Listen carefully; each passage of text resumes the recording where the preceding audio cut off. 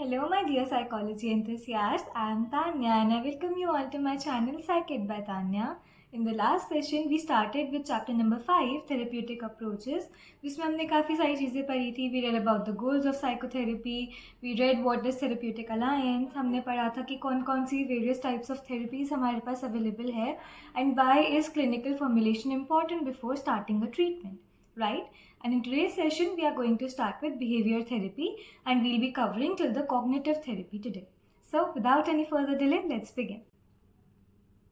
Behavior therapy. Behavior therapies postulate that psychological distress arises because of faulty behavior patterns or thought patterns. ठीक है, behaviour therapy का M क्या है या वो क्या समझते हैं या वो क्या प्रीच करते हैं, वो बोलते हैं कोई भी अगर साइकोलॉजिकल डिस्ट्रेस आप फेस कर रहे हो, डिसऑर्डर फेस कर रहे हो, उसकी जो कॉज है, जो रूट है, वो लाई करती है आपकी लर्निंग में, जो भी आपने फॉल्टी पैटर्न सीखे हैं, फॉल्टी बिहेवियर सीखा है, एक्वायर करा है उसमें. ठीक है, it is therefore focused on behaviour and thoughts of the client in the present, not past present, ना पास्ट में ना फ्यूचर में, right. The past is relevant only to the extent of understanding कि कैसे वो फॉल्टी पैटर्न, फॉल्टी बिहेवियर सीखा गया है, राइट.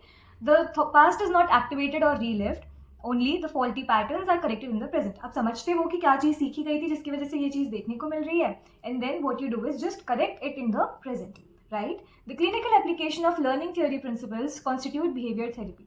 एक्चुअली जो हमने 11th में लर्निंग पढ़ी थी, classical conditioning, operant conditioning, negative reinforcement, positive reinforcement, punishment, ये सारी चीज़ों को एक्चुअली क्लिनिकली कैसे अप्लाई किया जाता है, वो कहाँ पर यूज़ होता है, बिहेवियर थेरेपी में.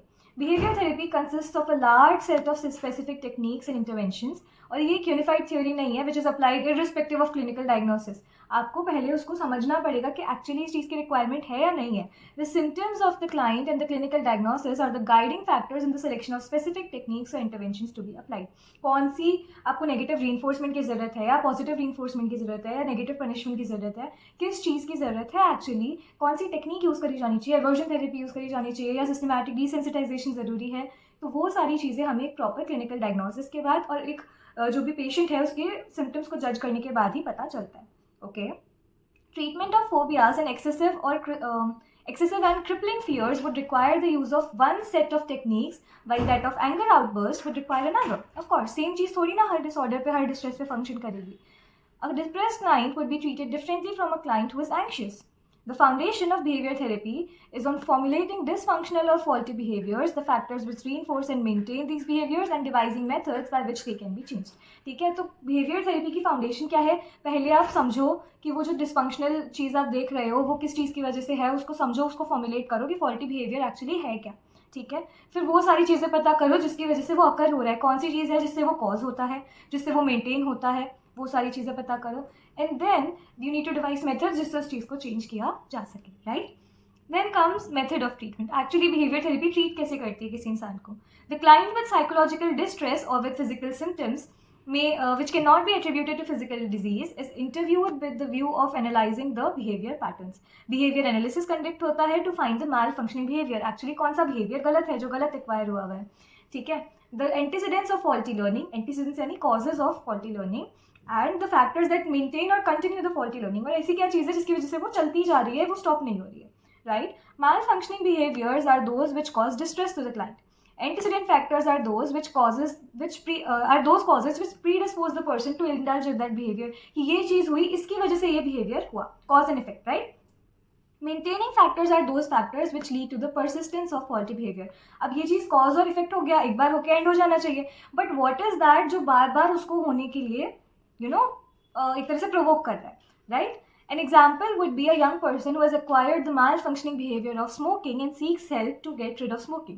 Behavior analysis जो होगा वो इंटरव्यू करा जाएगा क्लाइंट का एंड उसके फैमिली मेम्बर्स का, एंड उससे क्या रिवील हुआ, that the person started smoking when he was preparing for his annual examination. ठीक है, एग्जाम की वजह से उसने, एग्जाम के स्ट्रेस में आकर उसने स्मोकिंग चालू करी थी. ठीक है. Thus the anxiety provoking situation becomes the causative or antecedent factor. उसको एग्जाम की जिससे टेंशन हो रही थी, was feeling stressed and anxious कि मैं कैसे पेपर करके आऊँगा, एंड उसको क्या लगा, ये anxiety provoking behaviour was the factor जिससे उसने स्मोकिंग वाले बिहेवियर में इंडल्ज करा. The feeling of relief becomes the maintaining factor. अब कॉज पता चल गया, एंटीसीडेंट फैक्टर पता चला, मेंटेनिंग फैक्टर क्या है कि एक बार जब उसने स्मोक करा तो ही फेल्ट वेरी रिलीव्ड कि यार ये तो मुझे हेल्प कर रहा है to not get anxious and to control myself, calm my self down. तो वो चीज़ जब भी उसके एग्जाम्स आ रहे हैं, जैसे जैसे उसको एंशियस फील हो रहा है तो वो अपनी एंजाइटी को कम करने के लिए स्मोकिंग कर रहा है। तो ये उसका क्या हो गया, maintaining factor. The client has acquired the operant response of smoking which is maintain by the reinforcing value of relief from anxiety. समझ में आ रही है बात? ओहो, व्हाट इज दिस, पूरा ही अंडरलाइन हो गया। ठीक है, तो reinforcing value of relief from anxiety. Once the faulty behaviors which cause distress have been identified, a treatment package is chosen. अब मुझे समझ में आ गया faulty behavior क्या है, स्मोकिंग है, एंटीसीडेंट फैक्टर क्या है, एग्जामिनेशन स्ट्रेस है, और मेंटेनिंग फैक्टर उसको जो रिलीफ मिल रहा है स्मोक करने के बाद वो है। ठीक है, मैंने मेरा पूरा बिहेवियरल एनालिसिस कर लिया। Now I choose a treatment package जो मेरे एम को क्लियर करे, जो मेरे एम को कॉम्प्लीमेंट करे। The aim of the treatment is to extinguish or eliminate the faulty behaviors and substitute them with adaptive behavior patterns. जो खराब चीज़ें सीख रखी है उसको हटाना और उसको बेटर चीज़ों से सही तरीकों से रिप्लेस करना, right? The therapist does this through establishing antecedent operations and consequent operations. पहले फैक्टर्स पढ़े थे, अब ये क्या है, ऑपरेशंस है। Antecedent operations control behavior by changing something that precedes such behavior. जैसे एग्जाम है, एग्जाम से पहले एंजाइटी हो रही है, राइट? एग्जाम पता लगने के मान लो उससे पहले कोई चीज़ हो, मे बी डेट शीट मिल रही हो, तभी वो कुछ चेंजेस आ दे कि उस इंसान को एग्जाम जैसे अप्रोच कर रहा है उस टाइम टेंशन ना हो, है ना? The change can be done by increasing और decreasing the reinforcing value of a particular consequence. इसको क्या बोलते हैं, एस्टैब्लिशिंग ऑपरेशन। ठीक है, for example if a child gets trouble in eating dinner, an establishing operation would be to decrease the quantity of food served at tea time. अब basically examination वाले example को ले लेते हैं, जैसे एग्जाम से बहुत ज़्यादा एंजाइटी फील हो रहा है, ठीक है, तो what can be done is, हो सकता है उस टाइम जो एग्जाम्स थे वो एक एक दिन के गैप में हो, टू रिड्यूस दैट थिंग हम मे बी उनको हेल्प कर सकते हैं कि आप इसे 1 वीक का टाइम दे दो within each exam, so that anxiety कम हो, राइट? तो उसको स्ट्रेस लेवल जो मिल रहा है वो कम मिल रहा है ना, जिसकी वजह से उसको बाद में जो एंजाइटी फेस हो रही थी वो भी कम हो रही है because he is more time to prepare, right? Similarly a child जो रात में डिनर करने में बहुत ज़्यादा नाटक करता है कि मेरे को तो भूख ही नहीं, तो आप क्या करो, उसको जो इवनिंग स्नैक्स दे रहे हो उस टाइम पे उसको काफ़ी कम स्नैक्स दो ताकि उसके पेट में जगह बचे एंड उसको भूख लगे रात में, जिससे वो अच्छे से डिनर करे अपना, right? This was increase the hunger at dinner and thereby increase the reinforcing value of food at dinner, right? Praising the child when she और he eats properly tends to encourage this behaviour. ठीक है, तो antecedent operation क्या हुआ, जो मैंने पहले ठीक करा कि मैंने टी टाइम पर, इवनिंग स्नैक्स के टाइम पर कम खाना दिया उसको, राइट? कॉन्सिक्वेंट ऑपरेशन क्या हुआ, praising the child for eating the food properly. And establishing operation क्या था कि मैंने उसको उस टाइम पर फिर अच्छे से खाना दिया, डिनर टाइम पे उसके लिए वो रिक्वायर्ड था। It establishes the response of eating dinner. Okay, behavioural techniques, अब क्या क्या ऐसी टेक्निक्स है, तो हमने ऐसे बेसिक आउटलाइन पढ़ लिया कि कैसे बिहेवियर थेरेपी वर्क करती है एंड उसका बेसिकली मेथड क्या है, पहले आप कैसे बिहेवियरल एनालिसिस करते हो एंड कैसे उसमें चीज़ें समझकर उसको फॉल्टी से अडेप्टिव बिहेवियर में कन्वर्ट करते हो। अब उसके लिए क्या क्या टेक्निक्स है हमारे पास, a range of techniques is available for changing behaviour. The principles of these techniques are to reduce the arousal level of client, alter behavior through classical conditioning or operant conditioning with different contingencies of reinforcements, as well as to use vicarious learning procedures if necessary. ठीक है, तो basically इनका तरीका क्या है, आप arousal level कम करोगे, जो चीज़ अफेक्ट कर रही है, बहुत ज़्यादा एंजाइटी प्रोवोक कर रही है, उसको पहले रिड्यूस करो एंड देन उसका जो बिहेवियर है, जो फॉल्टी पैटर्न है, उसको आप एडेप्टिव वाले में कन्वर्ट करो, उसको ऑल्टर करो through classical conditioning, operant conditioning या फिर vicarious learning. Also vicarious learning is basically observational learning. Okay, negative reinforcement and aversive conditioning are two major techniques of behavior modification, जो चीज़ें ज़्यादातर यूज़ करी जाती है। हमने 11th में पढ़ा था, responses that lead organism to get rid of a painful stimuli or avoid and escape from them is negative reinforcement। कि आपने कोई ऐसी चीज़ प्रोवाइड करी जो एक इंसान को नहीं पसंद है, जिसकी वजह से उसका बिहेवियर रिड्यूस हो रहा है। नेगेटिव reinforcement बिहेवियर में रिडक्शन लाता है ना, बेसिकली नेगेटिव बिहेवियर में reduction and positive behaviour increase करता है। For example, one learns to put on woollen clothes, burn firewood और use electric heaters to avoid the unpleasant cold weather. कि खराब चीज़ को अवॉइड करने के लिए, खराब चीज़ कम करने के लिए हम पॉजिटिव चीज़ें बढ़ा रहे हैं, हम अच्छे जो पॉसिबल चांसेस हैं उनको बढ़ा रहे हैं, हम गर्म कपड़े पहन रहे हैं, हम फायरवुड जला रहे हैं और हम क्या कर रहे हैं, हीटर्स को इस्तेमाल कर रहे हैं, right? One learns to move away from dangerous stimuli because they provide negative reinforcement. Aversive conditioning refers to repeated association of undesired response with aversive consequence. जैसे कि एक इंसान जिसको मे बी स्मोकिंग की आदत है, उसको हर बार जैसे ही वो स्मोक कर रहा है वैसे उसको इलेक्ट्रिक शॉक दिया जा रहा है बहुत ज़ोर से, तो वो ऑलरेडी अवर्सिव चीज़ के साथ एक अनप्लेजेंट रिस्पॉन्स के साथ क्या है, एसोसिएट हो गया कि जैसे ही मैं स्मोक करूँगा वैसे मुझे इलेक्ट्रिक शॉक लगेगा बहुत ज़ोर से, तो वो इंसान धीरे धीरे ऑटोमेटिकली बंद कर देगा। सिमिलरली अगर किसी इंसान को ड्रिंकिंग की आदत है, तो हम उस ड्रिंकिंग में कुछ होती है ऐसी चीज़ें, हमारी प्रोफेसर्स हैव टोल्ड अस कि आजकल क्या यूज़ करते हैं, हैं कि अगर कोई इंसान बहुत ज़्यादा एडिक्ट हो चुका है विद एल्कोहल और एनी अदर ड्रग, तो क्या करते हैं, उसके साथ एक पर्टिकुलर चीज़ मिलाई जाती है, पर्टिकुलर ड्रग मिलाया जाता है जो उसको नोजिया कॉज करने की फीलिंग देता है. It does not actually cause nausea, but the person feels like उसको नोजिया हो रहा है या he is not feeling comfortable enough. तो बेसिकली ये क्या है, एवर्सिव कंडीशनिंग ही तो है कि हमने एक अनप्लेजेंट रिस्पॉन्स के साथ उसको पेयर कर दिया उसकी हैबिट को, जिसकी वजह से धीरे धीरे धीरे धीरे उस बिहेवियर में क्या आ रहा है, रिडक्शन आ रहा है, right. For example an alcoholic, ये वही वाला एग्जाम्पल है, with repeated pairings of the smell of alcohol is aversive with the pain of shock if an adaptive behaviour occurs rarely. अच्छा ठीक है, ये वाली चीज़ तो हमने समझ ली. अब कोई अच्छा बिहेवियर है जो बहुत कम टाइम अकर होता है, तो उसके लिए हम क्या करते हैं, पॉजिटिव रीइंफोर्समेंट, कि हम उसको बेटर करवाने के लिए और ज़्यादा बढ़ाने के लिए उस रिस्पॉन्स को पॉजिटिव रीइंफोर्समेंट देते हैं. जैसे बच्चों के साथ यूजुअली करा जाता है that if you do a good task you will get a star and मतलब basically you will get whatever you want. ठीक है, तुमको कोई पॉजिटिव चीज़ के साथ उसको एसोसिएट किया जाता है that if you do your homework right now you will be allowed to go to play, है ना. ऐसा होता है, एग्जाम की तैयारी कर लो, एग्जाम के बाद you will be taken on a trip. ये सब क्या है, ये है पॉजिटिव रीइंफोर्समेंट. हम खुद भी खुद के लिए मोटिवेशन लेते हैं कि हमने अगर इतनी देर पढ़ाई करी तो हम इतनी देर खेलेंगे, हम इतनी देर फोन चला लेंगे, इतनी देर मूवी देख लेंगे, है ना. तो what is that, a positive reinforcement, associating things with something positive जो उससे आपका बिहेवियर में इंक्रीमेंट हो. ठीक है. For example, if a child does not do homework regularly, positive reinforcement may be used by the child's mother by preparing the child's favorite dish जब भी वो अपना काम अच्छे से कंप्लीट कर ले. तो उससे क्या होगा कि उसको लगने लग जाएगा कि मैं जैसे ही होमवर्क कंप्लीट करता हूँ I am getting what ever I want, जो भी मेरी फेवरेट डिश है मुझे मिल जाती है, तो वो उस चीज़ को बार बार ज़्यादा करेगा, right. Okay, the positive reinforcement of food will increase the behavior of doing homework at the appointed time. Persons with behavioral problems can be given tokens as a reward. ये टोकन इकोनॉमी वाला तो बहुत important है. जैसे छोटे बच्चों में use किया जाता है, क्या होता है, अगर आप क्या करते हो, you give small small tokens. जैसे हमने बोला कि every time you do a good task you will get a small star और a small anything, any token, जिसको आप अगर इतने कलेक्ट कर लेते हो, आपने 10 कलेक्ट कर लिए, तो you will get a toy whatever you want, या you will be allowed to go to a place where you want to go. ठीक है, तो ऐसे क्या होता है, टोकन इकोनॉमी कहते हैं इस चीज़ को, जो यूज़ करा जाता है in every thing that happens. जो डिजायर्ड बिहेवियर है वो जब भी अगर होगा, आप एक टोकन दोगे जिसकी एक पर्टिकुलर अमाउंट कलेक्ट हो जाने पर they will get a reward, they will get a treat. तो उससे उनको क्या होता है, पॉजिटिव बिहेवियर करने की, अच्छे एक्शंस करने की ज़्यादा इंक्रीमेंट मिलता है, प्रमोशन मिलता है उनके उस थॉट को, right. Okay, then next is relaxation procedures.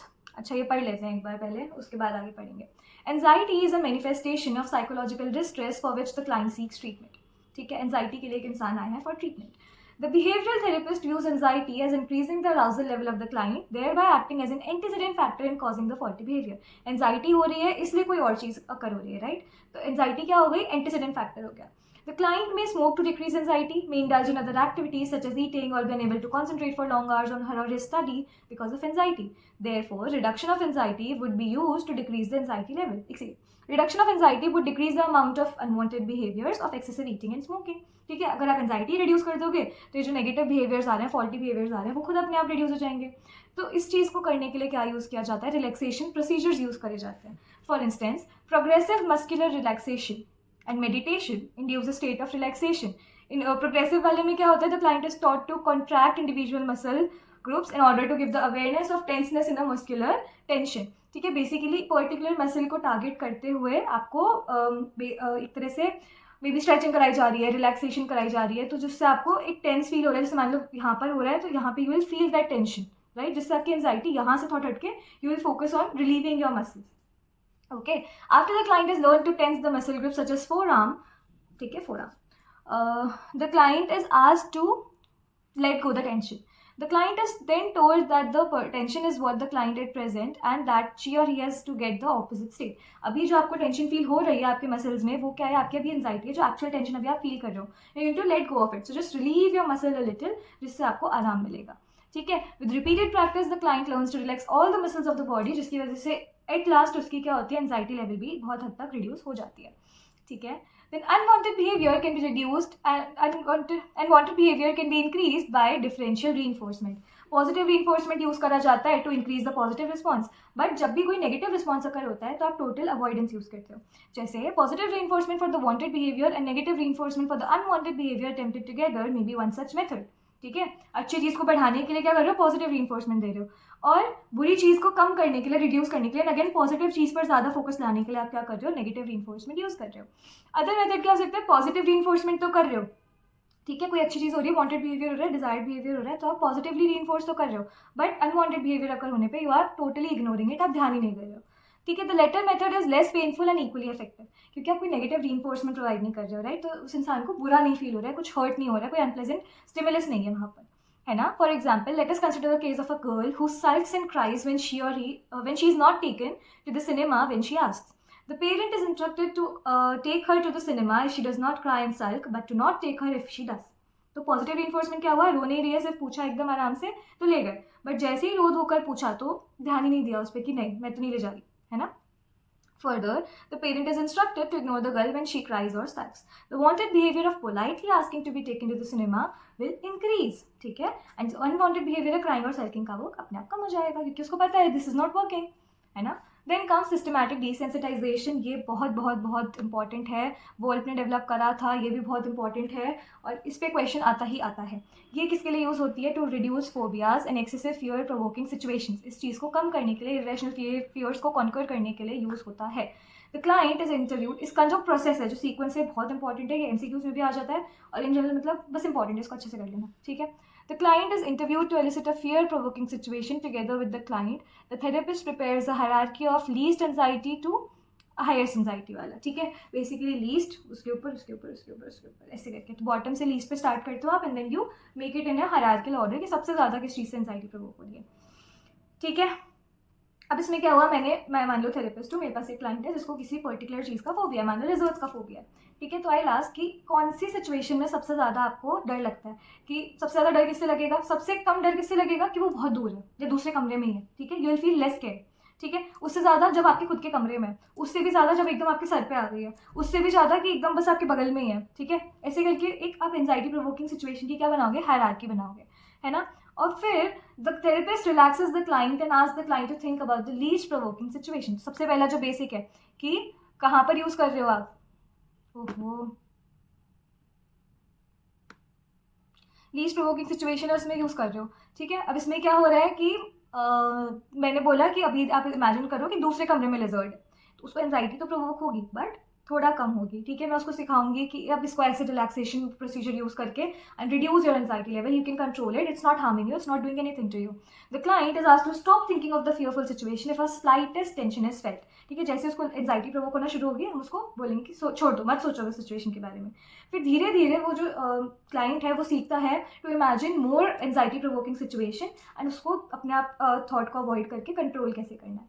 The client get systematically desensitise to fear. समझ में आई बात? Now the next is the principle of reciprocal inhibition. ये चीज़ इस सिस्टमैटिक डिसेंसिटाइजेशन में वर्क करती है। इसमें क्या होता है, ये प्रिंसिपल बोलता है जब दो mutually opposing forces same time पर अवेलेबल होते हैं तो जो वीकर फोर्स होता है उसको इनहिबिट कर दिया जाता है, ठीक है? Thus, the relaxation response is first built up and mildly anxiety provoking scene is imagined. First case में क्या होगा, एंजाइटी ज़्यादा है एंड आपका रिलैक्सेशन कम है। फिर ओवर द सेशंस क्या होगा, जो आपका एंजाइटी है वो कम होते जाएगा एंड आपका रिलैक्सेशन ज़्यादा होता जाएगा। तो at one point you will lead to such a level, you will go to such a level कि एंजाइटी एकदम कम है and all that is happening is relaxation, you are not getting scared of things, ठीक है? तो जो weaker force है वो किस में कन्वर्ट हो जाएगा? पहले वीकर फोर्स क्या था, relaxation was the weaker force, क्योंकि नहीं कंट्रोल कर पा रहे थे, बट ओवर द सेशंस आप धीरे धीरे सीख कर क्या करते हो, एंजाइटी को वीकर फोर्स बना देते हो एंड रिलैक्सेशन आपका स्ट्रॉन्गर फोर्स होता है। Okay, the client is able to tolerate progressively greater level of anxiety because of her or his relaxed state. ठीक है? Next comes modeling. Modeling is the procedure wherein the client learns to behave in a certain way by observing the behavior of a role model who initially, or the therapist who initially acts as the role model. इसको हम क्या बोलते हैं? Modeling. पढ़ा हुआ है 11th में। Then vicarious learning is not, कोई रोल मॉडल नहीं है, कुछ ऐसा नहीं है, you are just observing other people and अगर उनको कोई पर्टिकुलर चीज़ से रिवॉर्ड मिल रहा है तो you are incline towards doing that behaviour, और उसको अगर पनिशमेंट मिल रही है तो you are not incline towards doing that behaviour. तो यू ऑब्जर्व अदर्स, जिस चीज़ पर दूसरों को तारीफें मिल रही है, दूसरों को रिवॉर्ड्स मिल रहा है, आप भी वही बिहेवियर करना चाहते हो, एंड जिस पर उनको पनिशमेंट मिल रही है, उनको क्या बोलते हैं, कोई वो नहीं मिल रहा है पॉजिटिव रिस्पॉन्स, आप वो चीज़ नहीं करते हो फिर, ठीक है? तो there is a difference. MCQ में अगर आता है तो मॉडलिंग और विकेरियस लर्निंग में ध्यान रखना है। रोल मॉडल्स को अलाइन करते हुए जब क्वेश्चन आएगा तो वो मॉडलिंग होगा, नॉर्मली ऑब्जर्विंग अदर्स आएगा और वहाँ पर रिवॉर्ड की बात होगी, रिवॉर्ड या पनिशमेंट की बात होगी, तब आपका विकेरियस लर्निंग आएगा। Okay, there is a great variety of techniques in behavior therapy. The skill of the therapist lies in conducting an accurate behavioral analysis और proper treatment package banana with appropriate techniques. Clear है? बहुत easy सा था, समझ लिया हमने। Now we are going to start with cognitive therapy. Cognitive therapies locate the cause of psychological distress in irrational behavior, irrational thoughts and beliefs. कि आपने कोई चीज़ ही गलत सोच रखी है, आपके माइंड में जो थॉट है, जो बिलीव्स हैं, वो इरेशनल है, लॉजिकल नहीं है। एल्बर्ट एलिस ने हमें क्या दिया था? आरईटी टेक्निक दी थी, आरईटी थेरेपी दी थी, rational emotive therapy. The central thesis of this therapy is that irrational beliefs mediate between the antecedent events and the consequences. हमने पढ़े थे अभी। तो यहाँ पर फर्स्ट स्टेप क्या होता है? टू इस्टेब्लिश दैट कनेक्शन की एंटीसीडेंट बिलीफ कॉन्सिक्वेंस का आप एक एनालिसिस करते हो, एईसी एनालिसिस जिसको बोला जाता है। ठीक है, फर्स्ट स्टेप आपका ये हो गया। एंटीसीडेंट इवेंट क्या होगा? जिसकी वजह से कॉज हुआ, पढ़ा हमने बिहेवियर वाले में भी। ठीक है, उसको नोट किया जाता है। The client is also interviewed to find the irrational beliefs. अब वो जो चीज़ हुई उसकी वजह से उसमें थॉट पैटर्न क्या बना, क्या बिलीफ इस्टेब्लिश हुआ, वो समझा जाता है। ठीक है, which are distorting the present reality, जिसकी वजह से अभी फर्क पड़ रहा है। Then irrational beliefs may not be supported by empirical evidence from the environment. These beliefs are characterized by the thoughts with must and shoulds, that is things must happen in this way, should be happening in this way। ये वाले जो thoughts आते हैं जिनका कोई logical reason नहीं है, बस आप चाहते हो ऐसा हो, आपका thought है कि ऐसा होना चाहिए, तो उसका कोई empirical evidence थोड़ी ना है real life में। ठीक है, Examples of irrational belief are one should be loved by everybody all the time. क्यों? हो सकता है you are not aligning with other person's characteristics of a good person. Why would the person love you, right? तो वो वाले जो thoughts होते हैं कि ऐसा होना ही चाहिए, वो irrational consider किए जाते हैं। ठीक है, human misery is caused by external events over which one does not have any control. आपको क्या पता? एक पर्टिकुलर कॉज ही थोड़ी ना होता है हर चीज़ का। ठीक है, this distorted perception of antecedent event due to the irrational belief leads to the consequence, जैसे कि negative emotions and behaviors. Irrational beliefs are assessed through questionnaires and interviews. Irrational beliefs कि इंसान सोच क्या रहा है, एक्चुअली थॉट पैटर्न क्या है उसका, जिसकी वजह से वो ऐसे एक्ट कर रहा है, ऐसी बातें कर रहा है, ऐसे बिहेवियर कर रहा है। ठीक है, तो इसमें हम क्या करते हैं? irrational behaviors को हम समझते हैं and they are refuted by the therapist through a process of non directive questioning. कि उसने बताया ये चीज़, अब उसने मुझे बोला कि one must be loved all the time. क्यों? I'll ask her normal questioning, say not exactly क्यों, but what is the thing, why do you think that you should be loved all the time? Why do you think one should be loved all the time? Don't you think कि ऐसा कुछ हो सकता है? Don't you think ऐसा कुछ हो सकता है? तो मैं कुछ नॉन डायरेक्टिव उस चीज़ पर पर्टिकुलरली उसको टारगेट करते हुए नहीं, बट कहीं ना कहीं उस बिलीव से रिलेटेड क्वेश्चंस पूछकर उसको रियलाइज करवाऊंगी that this thought pattern is not correct. ये बिलीव जो है this is irrational and you have to change it into a rational one. Okay, the nature of questioning is gentle without probing or being directive. The questions make the client to think deeper into the assumptions of life and problems जो उसने बना रखे हैं अभी। Gradually, the client by making a change in her or his behavior, her or his philosophy about life, वो सीख जाता है to handle the situation. The rational belief system replaces the irrational system and there is a reduction in psychological distress. Next cognitive therapy किसने दी थी? Aaron Beck ने दी थी। His theory of psychological distress characterised by anxiety और depression states that childhood experiences provided by the family and society develop core schemas और systems जिसकी वजह से बिलीव्स और एक्शन पैटर्न्स एक इंसान में आते हैं। दस a child who was neglected in his childhood may develop feelings like I am not wanted. तो जब भी कोई ऐसी सिचुएशन आएगी उसको वो चीज़ ट्रिगर हो जाएगी वापस से, जिसकी वजह से नेगेटिव थॉट पैटर्न्स अराइज होंगे। I am not wanted. During the course of life, a critical incident occurs in her or his life. She or he is publicly ridiculed by a teacher in school. कभी कभी कुछ teachers होते हैं मजाक बना देते हैं किसी बच्चे का, तो अब उनको नहीं पता है ना कि चाइल्डहुड कैसा रहा है किसी बच्चे का, तो वो चीज़ उस टाइम पर ट्रिगर हो गई अब। ठीक है, तो वो जो क्रिटिकल इंसिडेंट हुआ, जो कोर स्कीमा डेवलप हो गया था of I am not wanted, वो वापस से नेगेटिव ऑटोमेटिक थॉट्स, उसने नहीं कुछ ट्रिगर करा, उसने नहीं सोचा, बट एकदम से उसको वो चीज़ जिसको कहते हैं ना हिट हो गया। ठीक है, तो वो चीज़ हिट होकर और उसके नेगेटिव थॉट्स अपने आप चालू हो जाएंगे। Negative thoughts are persistent irrational thoughts, जैसे nobody loves me, I am ugly, I am stupid, I will not succeed, मैं तो कुछ कर ही नहीं सकता हूँ। ठीक है, ये सारी चीज़ें आ जाती है। And such negative automatic thoughts are characterised by cognitive distortions. आपकी जो थिंकिंग कैपेसिटी होती है वो बहुत ज़्यादा क्या हो जाती है, ऑल्टर हो जाती है खराब वे में। Cognitive distortions are ways of thinking which are general in nature but which distort the reality in a negative manner. Actual जो चीज़ है उसको पॉजिटिवली ना लेकर हमेशा नेगेटिवली देखने में आती है। These patterns of thought are called dysfunctional cognitive structures and it leads to the error of cognitions about the social reality. जो एक्चुअल चीज़ें हैं उसे आप ढंग से नहीं समझ पाते हो। Repeated occurrence of these thoughts lead to the development of feelings of anxiety and depression. The therapist again uses non-directive questioning, gentle, non-threatening disputation of the client's beliefs and thoughts. जो उसके existing thoughts और beliefs है उसको फिर से non-directive होकर question किया जाता है। Why should everyone love you? अब उसने बोला nobody loves me. Why should everyone love you? ठीक है, how do you think it is to succeed? आप बोल रहे हो I will never succeed, right? आपने ये बोला, तो what do you think is to succeed? What actually is your definition of succeeding, right? Etcetera. ऐसे क्वेश्चंस उस इंसान को ऑपोजिट डायरेक्शन में सोचने में हेल्प करते हैं और नेगेटिव ऑटोमेटिक थॉट से दूर जाकर एक इंसाइट गेन करने में हेल्प करते हैं कि why will I not succeed, maybe I can do this, maybe I can do that, maybe जिस इंसान से मैं अफेक्ट हो रहा हूँ, it is not, they are not suppose to love me, they are not suppose to. Okay, so the aim of the therapy is to achieve this cognitive restructuring, which in turn reduces anxiety and depression. Similar to behavior therapy, cognitive therapy focuses on solving a specific problem of a client. ठीक है, unlike psychodynamic therapy जिसमें behaviour therapy क्या होती है, open होती है, जिससे therapist can share the her और his method with the client. अब साइकोडायनेमिक वाले can not tell about free association और may be hypnosis to the person, right, but they can. It is short and lasting between 10 to 20 sessions. ठीक है. Then the last is cognitive behavior therapy, which is called CBT, and which is again very very important from your exam point of view. इस पे question आता ही आता है. The most popular therapy presently is the cognitive behavior therapy, which is the integration of two. Research into the outcome and effectiveness of psychotherapy has consecutively established CBT to be a short and efficacious treatment for a wide range of psychological disorders, जैसे anxiety, depression, panic attacks and borderline personality disorder even. ठीक है, बहुत बड़े बड़े disorders को भी use करने में इसने रिड्यूस करने में इसने मदद करी है. CBT अडॉप्ट्स अ बायोसाइकोसोशल अप्रोच जिसमें तीनों चीज़ आ रही है और कॉग्निटिव थेरेपी और बिहेवियर टेक्निक्स भी इन्वॉल्व हो रही है. ठीक है. Okay, the rationale is that the client's distress has origin in the biological, psychological and social realms of obviously ये तीन चीज़ें तो एक इंसान को साइकोलॉजिकल डिस्ट्रेस में कॉज कर रही है. हमने यही तो पढ़ा हिस्ट्री में कि final approach which we are thinking of is biopsychosocial approach, which is the interactional approach, right. Hence addressing the biological aspects through relaxation procedure. Biological चीज़ों को कैसे केटर करा जा रहा है, रिलैक्सेशन प्रोसीजर से, अपनी मसल्स रिलैक्स करा के, टेंशन रिलैक्सेशन करके. ठीक है.